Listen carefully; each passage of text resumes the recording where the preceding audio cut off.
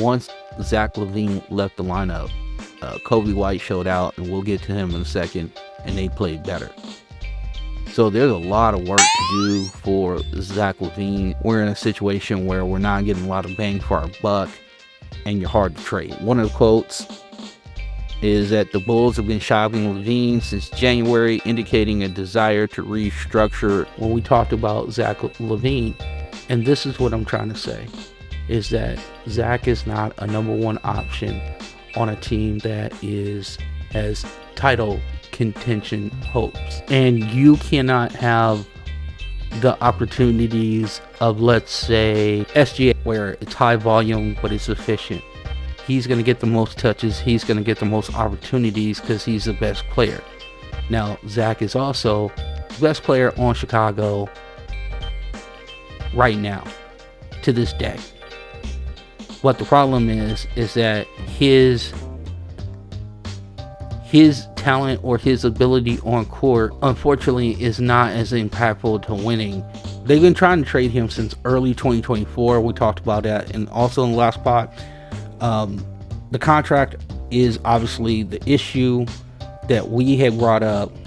They made the same claims in the article with Jamal Collier, that has been the albatross around their neck that they cannot move. So it's a huge transition for Zach, because for the longest time it was kind of built around him, it was trying to be built around him.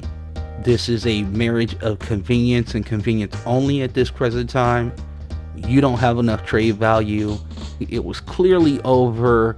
It wasn't for a very long time, but it was clearly over, and you're just trying to get your finances untangled. And I think this is a really delicate situation. Billy Donovan handles this is going to be absolutely key, because this could turn into a thing where, remember at the first quarter of last year, Chicago had a team only, players only meeting after game one. We can't have a second season of that. My hope is that Zach LaVine could see the writing on the wall. He goes out there, he is a good soldier, and hopefully we can revisit his trade value at the trade deadline. I will ask this question. Do you think a change of scenery will help Zach LaVine?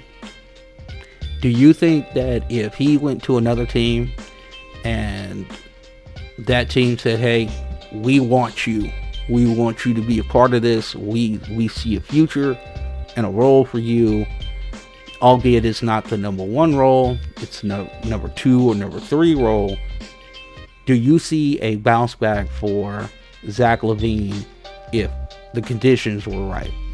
Just a question. So hit me up on Twitter at FrontRunnerPC.